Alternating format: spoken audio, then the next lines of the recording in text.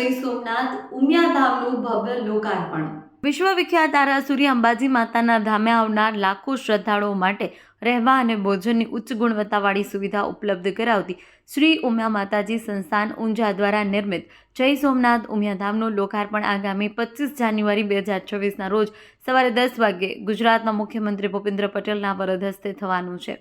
ઉમિયા માતાજી સંસ્થાન ઊંઝાના પ્રમુખ બાબુભાઈ જમનાદાસ પટેલ તથા માનદ મંત્રી જયંતિભાઈ પટેલે સંયુક્ત રીતે માહિતી આપતા જણાવ્યું હતું કે આ લોકાર્પણ પ્રસંગે મુખ્ય મહેમાન તરીકે પૂર્વ નાયબ મુખ્યમંત્રી નીતિનભાઈ પટેલ, મુખ્યદાતા બાબુભાઈ પટેલ પરિવારજનો, આશીર્વચન સાથે ગાયત્રી ઉપાસક અને કથાકાર ડૉક્ટર મમતાબેન પંડિત તેમજ સંસ્થાના પદાધિકારીઓ અને દાનેશ્વરી દાતાઓ ઉપસ્થિત રહેશે।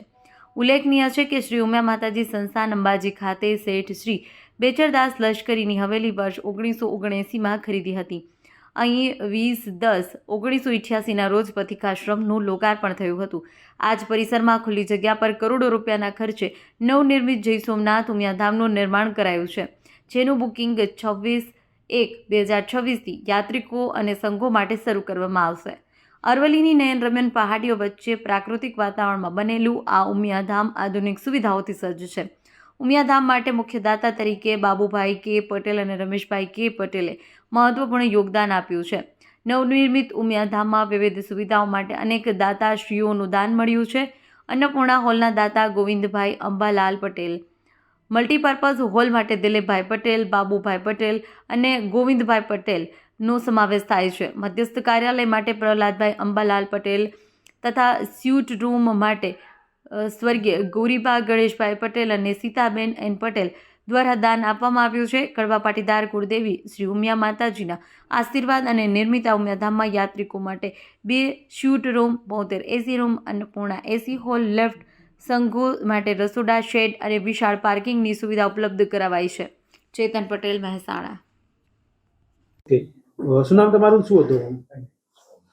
થોડું ઉતાવળ બોલજો। શું નામ તમારું અને શું હતું? પટેલ જયંતિભાઈ એચ પટેલ, માનદ મંત્રી ઉમિયા માતા સંસ્થાન ઊંઝા।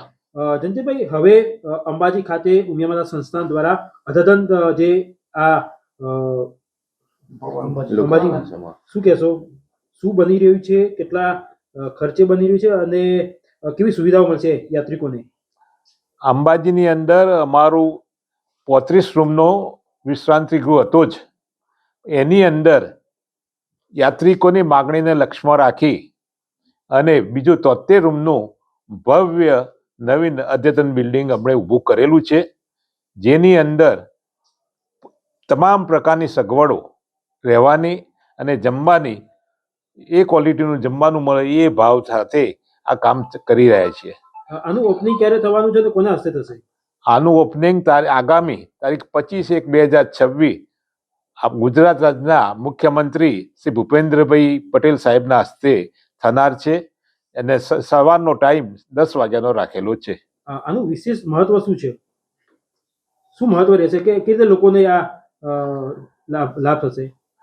અંબાજીની અંદર દર્શન કરવા માટે આવનાર યાત્રિકોની સંખ્યા ખૂબ મોટી જ હોય છે અને આ યાત્રિકો જ્યારે રાત્રિ રોકાણ કરવું હોય ત્યાં વ્યાજબી ભાવથી અને સારી સગવડ મળતી હોય તેવા લોકો પસંદગી કરતા હોય છે।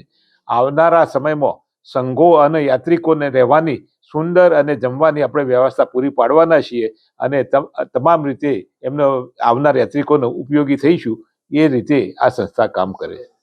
શું શું વ્યવસ્થાઓ ખાસ આમાં નવીનતામાં જોવા મળશે? અત્યારના સમય પ્રમાણેની જરૂરિયાત મુજબની કીટ, ત્યાં બેડરૂમો, એસી હોલો અને એસી રૂમો અમે તૈયાર કરેલી છે। હા, ભોજનાલય પણ એસી। ઓકે, ખાસ કરી આ કોના દ્વારા બનાવવામાં આવી રહ્યું છે અને કોણ છે, આનું શું નામ છે? આ મુખ્ય અમારા આ દાતા સહયોગના સહયોગથી આ સંસ્થા ઊભી કરેલી છે। એની અંદર મુખ્ય દાતા શ્રેષ્ઠી તરીકે જય સોમનાથ JSIW ઉમિયાધામ અંબાજી એ નામથી અમે લોકાર્પણ કરવા જઈ રહ્યા છીએ। એમનો દાતા તરીકે શ્રી બાબુભાઈ કે પટેલ અંદર। દેશ અને દુનિયાના સમાચાર જોવા માટે અમારી ચેનલ MG લાઈવ ન્યૂઝને સબસ્ક્રાઇબ કરો અને બેલ આઇકોન પર ક્લિક કરો। જેથી રોજે રોજની અપડેટ આપને મળતી રહે. સાથે જ અમારું ફેસબુક અને ઇન્સ્ટાગ્રામ પેજને પણ ફોલો કરો.